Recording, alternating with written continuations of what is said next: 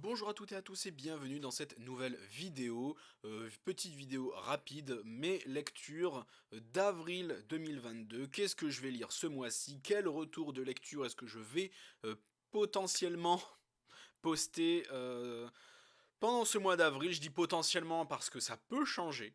Bon, j'ai respecté mon mois de mars.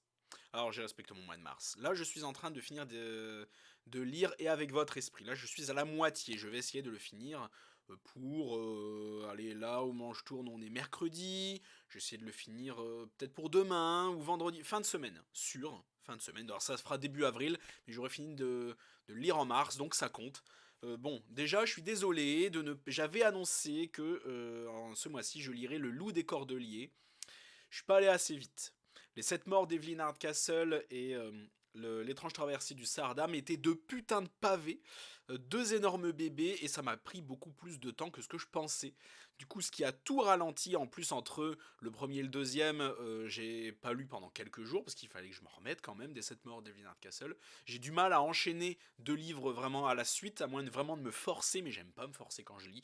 Et donc, du coup, ce qui fait que je n'ai pas pu lire celui-là. Il me manquait 2 ou 3 jours, histoire que je puisse rusher un dernier livre, j'ai pas pu.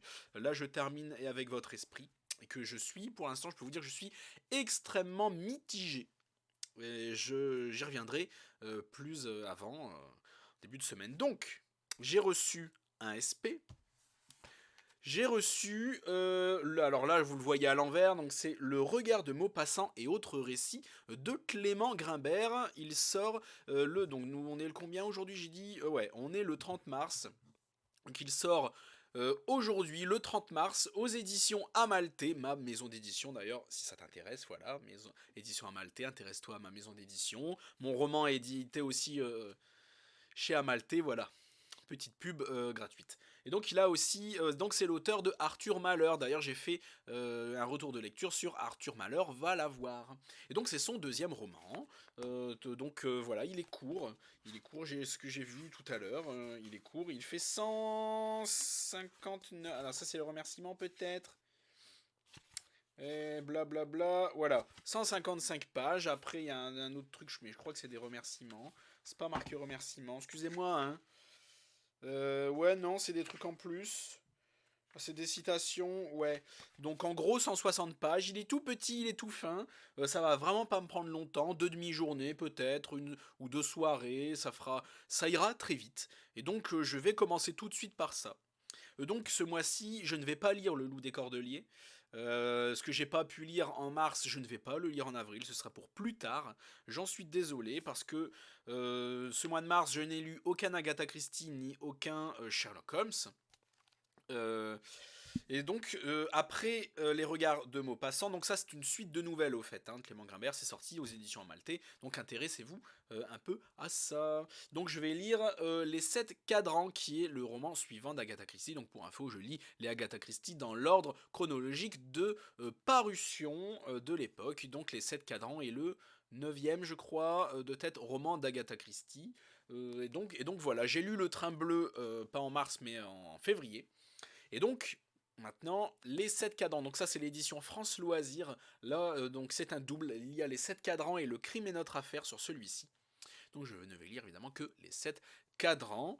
Et voilà, et je vais enchaîner par le Sherlock Holmes aussi directement.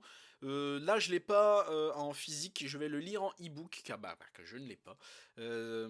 Quoique, en fait, je dis je ne l'ai pas. Là, vous voyez ça, là. Voilà, on voit la tête rouge de Sherlock, là. Ça, c'est l'intégrale des nouvelles de Sherlock Holmes. Il n'y a pas les romans dedans, genre Le Chien des Baskerville et compagnie, c'est l'intégrale des nouvelles. Mais ça me fait chier un peu de l'utiliser.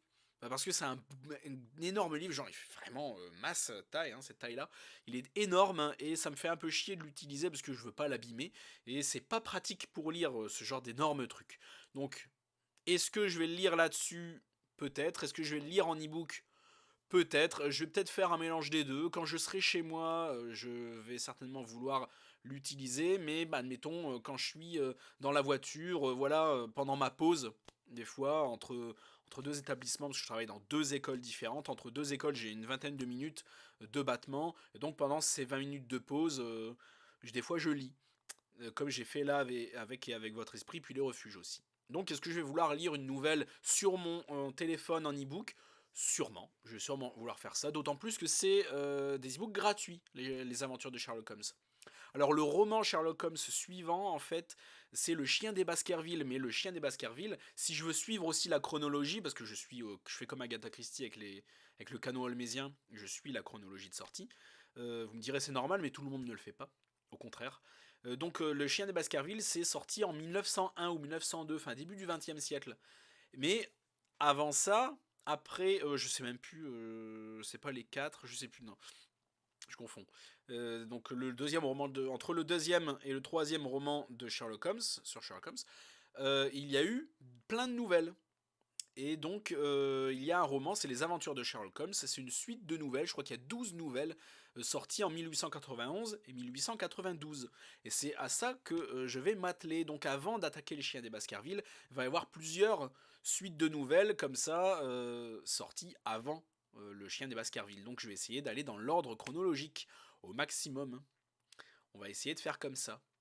Et donc, ça nous fait 3 romans. Bon, je vais peut-être en rajouter un quatrième parce que le dernier, Clément Grimbert, est très court, donc ça va vraiment pas me prendre longtemps. Donc je vais déjà promettre ces 4-là. Histoire d'être sûr. Là, attention, magie, magie. Pouf. Alors, dans ma vidéo sur les sorties d'avril, je vous ai évidemment parlé du dernier Giacometti Raven 669. Donc je m'étais engagé à le lire et je vais le lire ce mois-ci. Je vais l'acheter et je vais vous en faire un retour de lecture après. Peut-être enfin à la fin du mois, je sais pas. Je donne l'ordre à peu près. Je vais commencer sûr et certain par celui-là. Ensuite, l'ordre sera extrêmement aléatoire. Il y a de grandes chances que je veuille faire l'Agatha Christie tout de suite pour la bibliographie d'Agatha 9.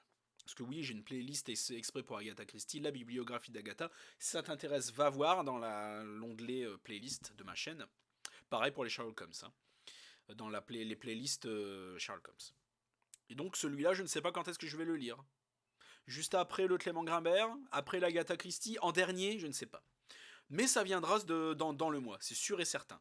Je soupçonne que ce soit un pavé également, donc je vais peut-être pas... En fait, je vais aller l'acheter. Et selon son épaisseur, je vais voir. Selon son épaisseur, je vais aviser. Voilà. S'il est vraiment très épais, je vais le lire juste après le Clément Grimbert ou l'Agatha Christie. S'il est pas si épais que ça, s'il fait 300-400 pages, bon, je vais le lire en fin de mois sans me presser, et puis voilà. Après, ça reste une exclusivité, donc faut peut-être pas que je traîne. À vous de me dire si vous voulez mon avis là-dessus assez vite, ou si ça peut attendre, finalement. Et si vraiment, après ces 4 livres-là, il me reste du temps dans le mois, oui, parce que je suis pas un énorme lecteur, je suis pas comme Séverine dit, il est bien ce livre, à lire un livre par jour presque, ou un livre pour 2 jours. Je me prends mon temps, j'ai un livre par semaine. En général, c'est ma moyenne. Un bon livre par semaine. Bon, ça va me faire 2 jours, tu me diras, ça me prendra un peu une semaine. Mais voilà, quand on voit le loup des Cordeliers qui fait, allez, plus de 600 pages, je me cale à peu près le soir, voilà, après le boulot, je me cale avec le bouquin, je me cale 70 pages. Au mieux, j'essaie de me faire 100 pages dans une journée. C'est ça mon objectif. Voilà, quand à ma pause au boulot, je lis un petit peu, genre 20-30 pages. Le soir, j'essaie de caler 70 pages, ça me fait 100 pages dans ma journée, et j'essaie de tourner comme ça, 100 pages par jour, à peu près, à une vache près. Mais voilà, donc si vraiment j'ai encore du temps, va voir ma vidéo sur les sorties d'avril. Il y a un ou deux bouquins où j'ai dit si vraiment je vois des bons retours, peut-être que je le lirai. Genre Le Silence de la Ville Blanche, de je sais plus les auteurs parce que j'ai déjà oublié parce que j'ai une mauvaise mémoire. Donc il y a un ou deux bouquins comme ça, de toute façon si vous voulez savoir, allez voir la vidéo, où j'ai dit oui, celui-là, vraiment, si j'ai des bons retours, peut-être. Il y en a certains, c'est sûr que non. De toute façon, je le dis direct. Mais il y en a un ou deux, j'étais en mode. Je sais pas, peut-être. Faut voir. Donc voilà. Au pire des cas, si je vois pas de bon retour sur ces deux-là, j'attaquerai le loup des Cordeliers et puis c'est tout. Mais vraiment en désespoir de cause. S'il me reste du temps. Voilà, je vais essayer de pas. À chaque fois je le dis, mais je vais essayer de pas traîner. Je vais essayer de pas traîner, mais je traîne entre. En fait, ce qui me dessert le plus, c'est qu'entre deux lectures, je laisse passer 1 ou 2 jours. Parce que j'arrive pas à enchaîner. J'ai un blocage psychologique. Je ne sais pas ce qui se passe dans ma tête, mais j'ai pas envie d'enquiller une autre lecture. Bon, pour celui-là, oui, parce que bon, 160 pages, je vais pas en avoir assez. Je vais rester sur ma faim, point de vue quantité. Mais après, c'est la qualité qui compte, c'est pas la quantité. Je préfère voir des suites de nouvelles à 160 pages que des pavés, mais c'est soit de la merde. Là, c'est ce qui est en train de m'arriver avec votre esprit. C'est la déception. Enfin, j'y reviendrai, mais c'est la déception. C'est très déçu. J'attendais énormément. Enfin bref. Merci à tous d'avoir regardé cette vidéo jusqu'au bout. Elle fait 10 minutes, c'est beaucoup trop long pour ce que j'ai dit. J'ai énormément brassé d'air, mais enfin c'est pas grave.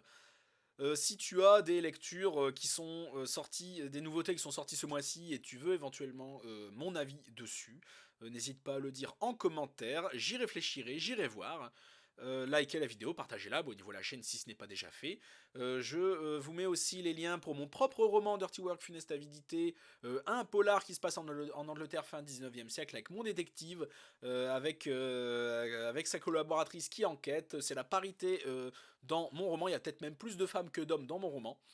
Donc voilà. Girl Power dans Funeste Avidité, c'est moi qui vous le dis. Donc lien vers la Fnac et Amazon pour vous le procurer. Instagram et Facebook, auteur également. Donc, avec mon Instagram YouTube et mon Babelio si ça vous intéresse. N'hésitez pas parce que je suis assez actif sur Instagram et j'ai plus d'abonnés sur Instagram qu'ici, c'est inadmissible. Donc n'hésitez pas à vous abonner à tout ça. Merci à tous et à la prochaine chez Alistair.